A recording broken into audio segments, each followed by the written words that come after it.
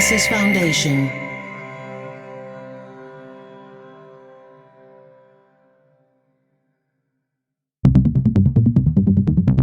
Dublab.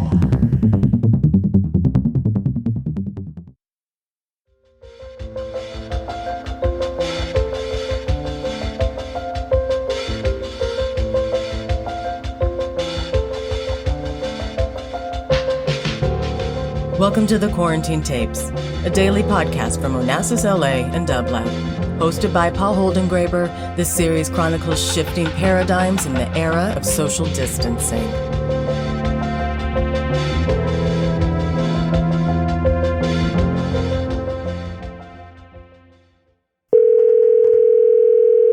Hello?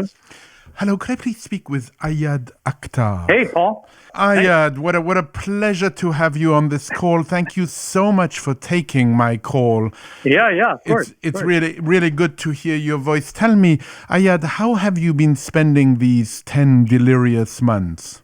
I mean, cooking and doing yard work and writing. And has this time been different for you than other times? I know that I've spoken to so many writers, and this time of the quarantine, in a way, they've been preparing for it forever with their whole life. Mm-hmm. I mean, we left the city, so, we have a place upstate around Hudson, and we left in March and didn't know, that we wouldn't be returning to New York. So, and then ended up giving up our apartment because too much to be paying in rent every month and not knowing when we're going back. So I guess the big change is that I'm living in the country now, and I have an office in a small town called Chatham, and I drive to work every day past cows and sheep and farms and whatnot. And, that's a big difference from living on the Upper West Side. For sure. Do you like this pastoral life?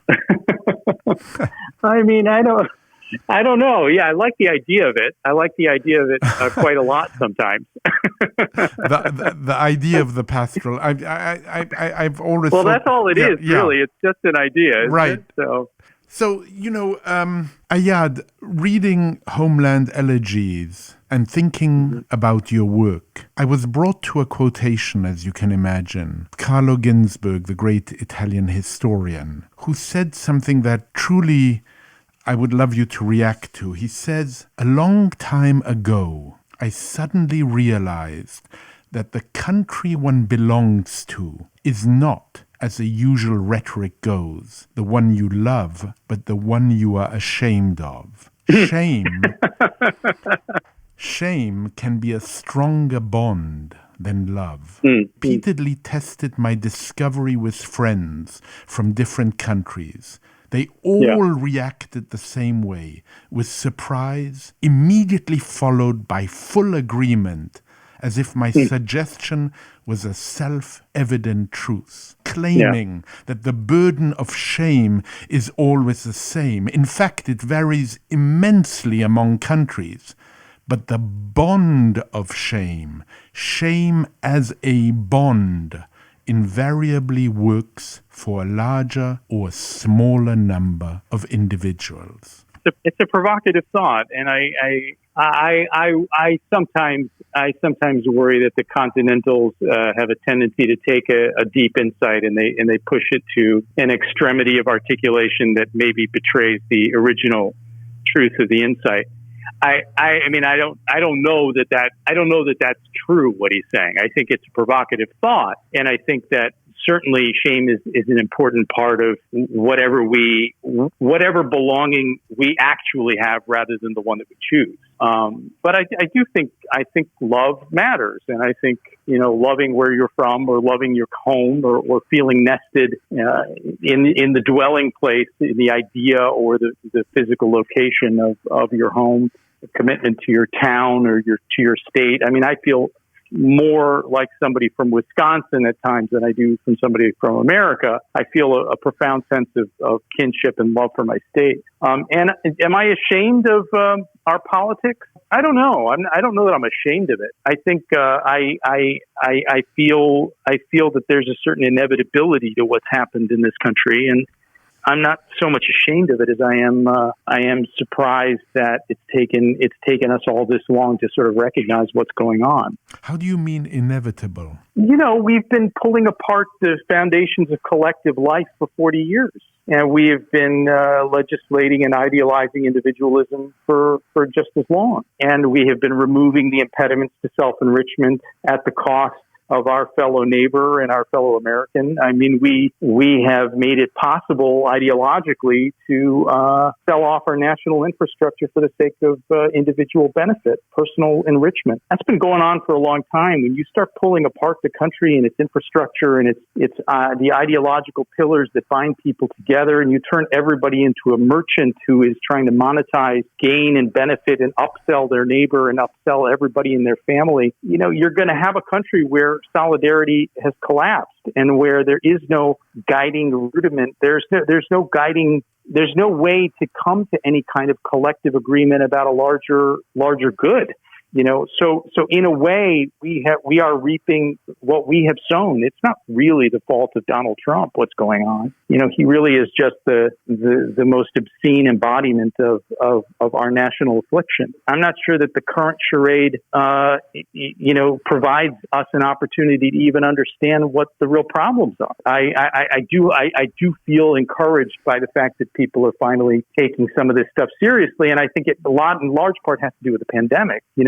I think before the pandemic, I can imagine that the response to my book would have been considerably more complicated than it has been. I mean, I've been surprised by how embraced the deeply dyspeptic analysis of the United States been received. And I think it's been received that way because have seen the rot really that has set into the foundations of the country now. It's interesting because the reception of your work has always been something to look at carefully.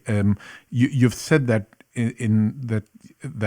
Disgraced was weaponized in a way. Your play Disgraced was cited after Trump's claim about Muslims celebrating 9/11, and now the pandemic has had an effect on the reception of your work. Do you think that people read it in a different way? I think so. I mean, again, as I'd say, I think that what the pandemic made clear to everyone is the profound dysfunction of our country at an administrative and infrastructural level, and that that dysfunction is something that was, it's been decades in the making. It's one thing in times of prosperity to say we're the greatest country in the world, nobody does anything better than we do, and yada yada yada.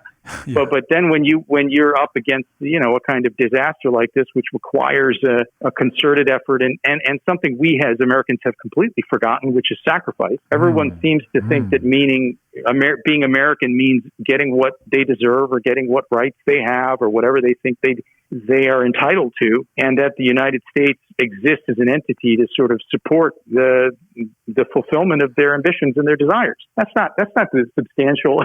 That's not a substantial foundation for anything like a community or a nation. So I think that when you have countries like Singapore and places across the planet that have handled this thing so much better than we have, it just makes you realize how the rhetoric around exceptionalism, how hollow it really is.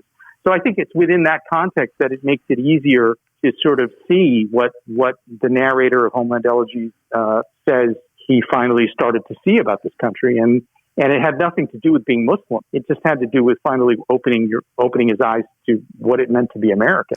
But in Homeland Elegies, the narrator at one point says, "I'd become a neoliberal courtier, a subaltern aspirant to the ruling class." Do you sometimes still feel that way? Do I feel that way? No, I don't feel that way. I mean, I think that my narrator clearly does feel that way at a point, and I think there's probably a moment in my own career in which I was a little bit less aware of some of the ramifications of the success that I was enjoying. Right. I'm not sure. I think it's a fine line. I'm ideologically not somebody who, I don't fit clearly on either the left or the right side of the aisle. I mean, I think once described myself as an altruistic anarchist or something like that, right? So I think at its core, I'm not sure that as a thinker or as a writer, as an intellectual or as an artist, that having a political point of view is really of any significant advantage. I think it only gets in the way of the ability to sort of see point of view clearly. I don't think you could make a case for what Shakespeare's politics were, and if you could, they would probably be conservative. I think that he was able to embody every possible point of view and really not make it clear to anybody what it was that he believed. I think that that's probably an ideal for me as an artist is to sort of be able to identify with points of view without espousing them myself. I was interested by a little. Your father gave you to the Wall Street Journal and wanted you to read it, which reminded me very much of my own father, who gave me a 2-year subscription to The Economist. He was very, very, Ayad, he was so hopeful. And I remember going back to visit, and he asked me about my reading of The Economist, and I told him it has simply the best obituaries. And he was he was tremendously disappointed. But for you, reading... That's very Paul Holdengräber, what you just said. It is. In fact, it is Paul Holdengräber. And I have to say, the obituaries of The Economist, if you haven't read them, they are delicious and wonderful. But what did you take in from that experience of making that promise of reading the Wall Street Journal as a promise to your father? I think it opened my eyes to the logic of the world. The logic of the world substantially follows the flow of money. Policy is made by people who understand, return on investment, and that the extent to which we are often taught, whether it's in history or humanities or whatever, that ideas are what really are legislature and they are what shape our national consciousness. I'm not sure that that's as true as people as we're often taught. And I think what reading about the world of finance and about the world of money and it was to understand that policy was being made by people who were looking after money, because that's really, what it boiled down to. It reminds me of a wonderful anecdote Robert Caro has in his most recent book, Working, and where he's talking about a moment in Lyndon Johnson's career. He was a young congressman, and the tone in his letters changes, that the tone that the people are addressing him with changes from one term to the next. First term, he's a junior representative, and everybody's sort of like, nobody's really taking him that serious. They were sort of talking down on him. And then all of a sudden, overnight, people are now treating him as an elder statesman of the legislature, even though he's only at the beginning of his second term. And Caro spent a long time trying to understand what the shift had been, what had changed. And it turned out what had changed was that Johnson had been able to convince a major donor in Texas to stop giving his money to another representative, funnel all of his giving through Johnson's office, so that Johnson determined who would be getting money for what within his caucus. And so suddenly the flow of money was coming from Lyndon Johnson, and the tone in the letters changed, standing in the legislature changed. It's very telling that it really does all boil down to the message of Pride and Prejudice, and it's the message of the Wall Street Journal. How interesting. Recently David Graeber died, and he said something that I think is so interesting, which I'd again love you to comment on. He said, debt promise corrupted by mass and violence. That's interesting. It's promise corrupted by mathematics and violence. I think that's a very interesting perspective, and I think that there's a lot of truth in that. I'm not sure that I would want to give it that sort of moral valency. I think that is certainly true in some instances, and sometimes the more blood you're willing to countenance shedding, the more money you can make, the more your debts are worth. But I think that the amorality of money is an important dimension. You always got to account for that it isn't moral. We are bringing the morality to the world of money. I like to think of debt in a different way. I was at a noodle bar before the pandemic began late last year, and I was sitting at the bar. There was a fellow sitting next to me. He was an Asian American fellow in his early 30s, and we got to talking. He asked me what I did. I told him I was a writer, and what do you write about? Well, sometimes I write about finance. I said, oh, that's interesting. run the real estate holding portfolio for one of the sovereign wealth funds in the Middle East. I won't mention which country because I don't want to identify who he is, but one of the sovereign wealth funds of one of the oil-rich nations in the Middle East. He ran the portfolio of real estate holdings for them. And we started talking about debt. And he said, debt is it's the most important thing for people to understand in the 21st century. This is what he's saying. He said, a lot of times people talk about the haves and the have-nots, the folks the 1% versus the 99%. I really think of it in terms of people who understand debt and people who don't. Debt is how we have come to understand in an economic society, and one where all of the imperatives are about return on investment. They're all about monetization. They're all about growing the economy, this abstraction that has become our guiding fiction, our guiding myth. In a society like that, the process of time itself, there's a technology to account for time, and that technology is debt. So understanding debt and understanding how to use debt is really the thing that gives you an advantage, gives you a position, gives you being. There's almost an ontological quality to this in a society where ontology is co-equal economics. Let's talk about different forms of debt, the debt you feel towards certain writers. In preparing to speak with you, Ayad, I did something that I was very frightened to do because I'm very interested in the relationship between aging and taste and what happens with loves we've had 20, 30 years ago for certain works, certain movies, and then we revisit them and don't find in them what we so loved 20 years ago. This was not the case when I watched again, in preparation to speak with you, I watched again My Dinner with Andre, which struck me incredibly deeply, and I found it very persuasive. So if you could tell our listeners a little bit about the importance of that movie for you, and also your experience with Grotowski and the 16 hours a day you worked with him, and what were those 16 hours a day made of? How did you spend that year you spent with him, and why did you stop? So thank you for that. Andre, I encountered My Dinner with Andre as a senior in college, and it, blew my mind. I was fully invested in the process of trying to figure out what was a meaningful life, and what would it possibly mean to make choices that were going to reveal a way of living that felt valuable and meaningful beyond accomplishing something. And already at 20, that was 21. That was something that was, and that movie is just seduction as well as a kind of a movie filled with all kinds of wisdom. And so that movie led to an encounter with Andre, but it also led to a kind of obsession with Grotowski. I spent my senior year in college studying Grotowski's work, and I wrote my senior paper on him and spent a lot of time talking to people who had worked with him and seeking them out in New York and elsewhere. And so when Andre showed up at campus sort of late in my last semester, it was kind of coincidence.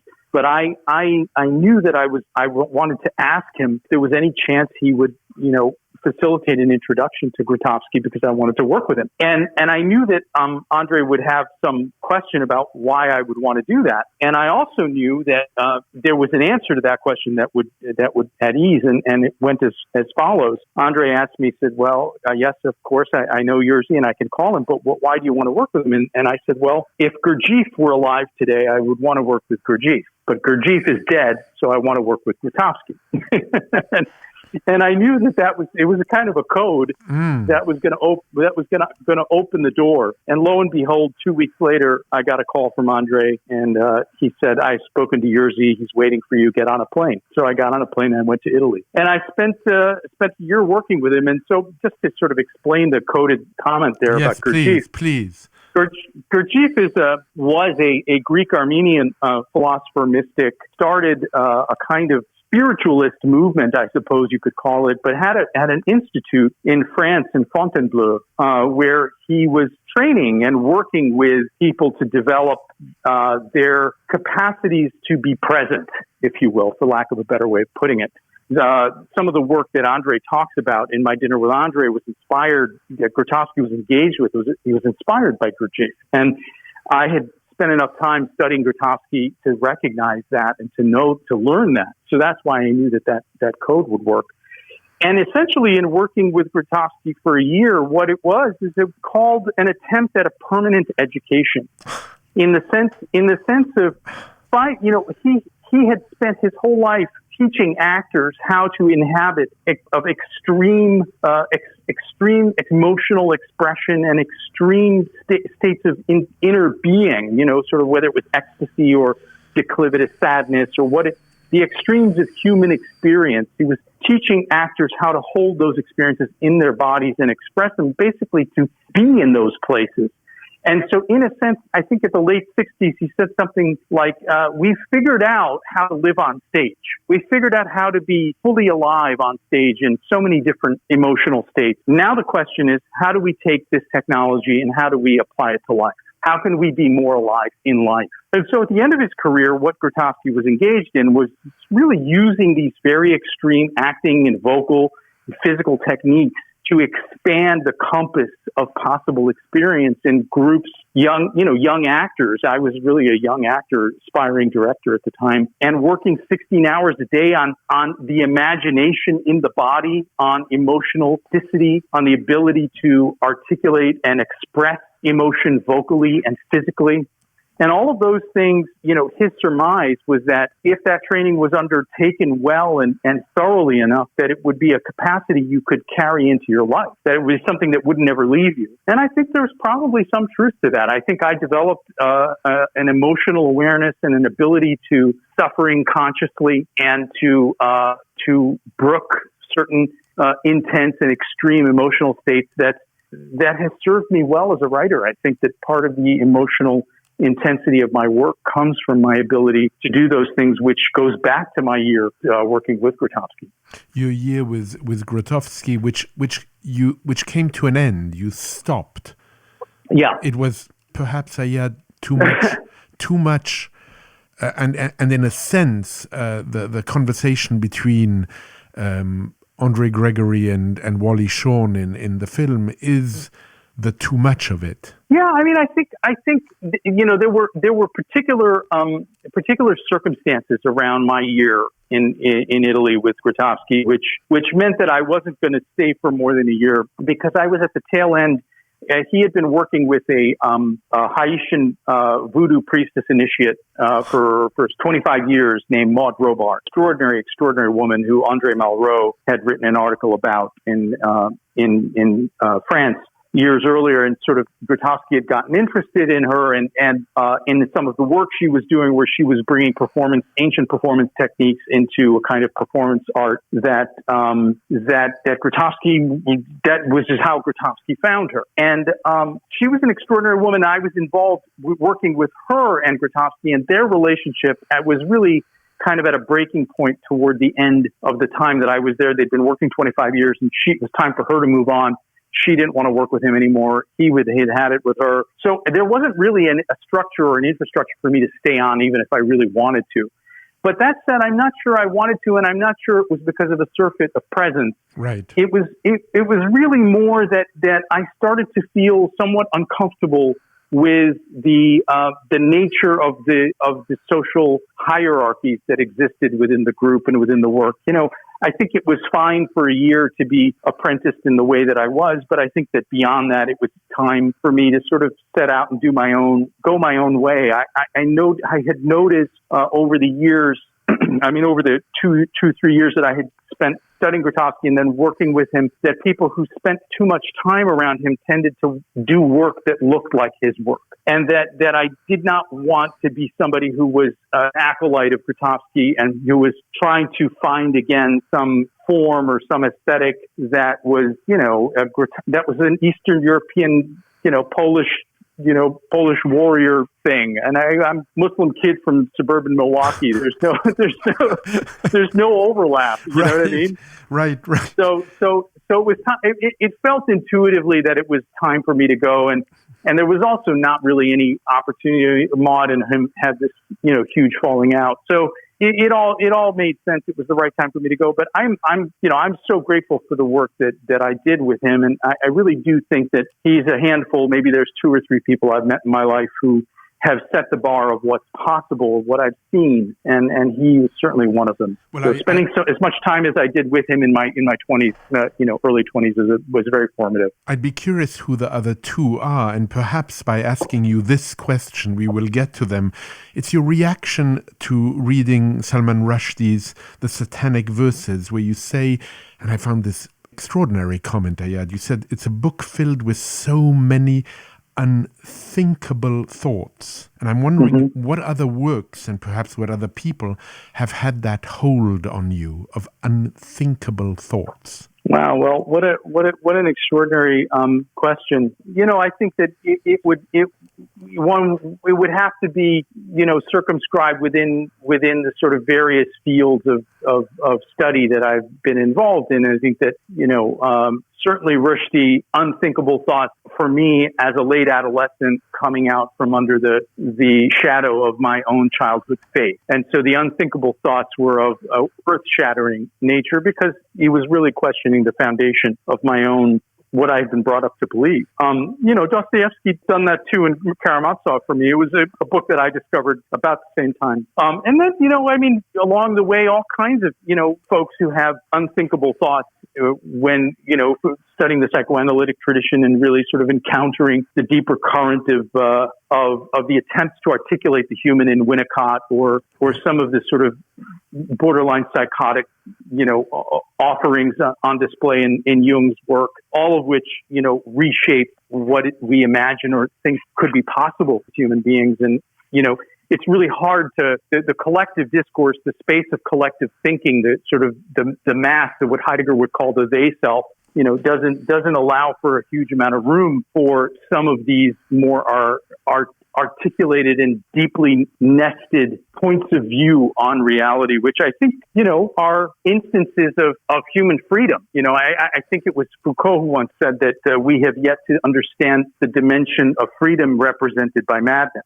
There's all kinds of people who have unthinkable thoughts, but I think, as far as the Rushdie goes, that was one that hit me at a particular moment in my life because of my late adolescence. And another writer who hit you and perhaps who's still with you, and perhaps you still feel his influence in some way and a debt towards him, is Fernando Pessoa. Yes, I spent after working with Grotowski a few years after that, I started writing a novel. Which extended to 1,000, not quite 1,000 pages, almost, which is inspired by the Book of Disquiet. I mean, it was, my offering was really, but Pessoa, there's a whole generation, a whole sort of cohort of modernist writers who I aspired to write like for a very long time until I realized, that was pretty foolish. Ayad, in closing, I'd like you to comment on the extraordinary epigraph which serves as a coda to Homeland Elegies by Toni Morrison, where she says, when the theatricality, the entertainment value, the marketing of life is complete, we will find ourselves living not in a nation, but in a consortium of industries, and wholly unintelligible to ourselves except for what we see as through a screen. Well, I mean, pretty self-evident, Paul. She wrote that in the early 90s, well before the invention of anything like an iPhone, and she foresaw Guy Debord, 30 years before her, right, the structure of modern society and what had fundamentally changed. I mean, I think it's incredibly informative to go back and read The Society of Spectacle. Yes. Which Guy Debord wrote, and I can't remember if it was 65 or 68, which really outlines almost with a kind of unfathomable granularity the texture of our lives and what we think of as a kind of advent of a new kind of being, a new kind of social being initiated by the technology is something that he foresaw, he and Marshall McLuhan, just on the basis of the kind of consumerist advertising televised culture that had already started to exist in the 1960s in the West. There's a remarkable through line from Guy Debord to Toni Morrison, Steve Jobs. And it is not a salutary one, and it's one that should give us pause if we have any humanist aspirations.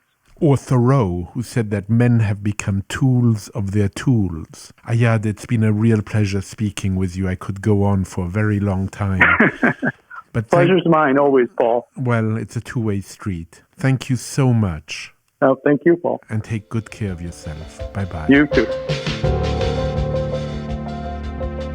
To support this show and Dublab's progressive programming, go to dublab.com/support.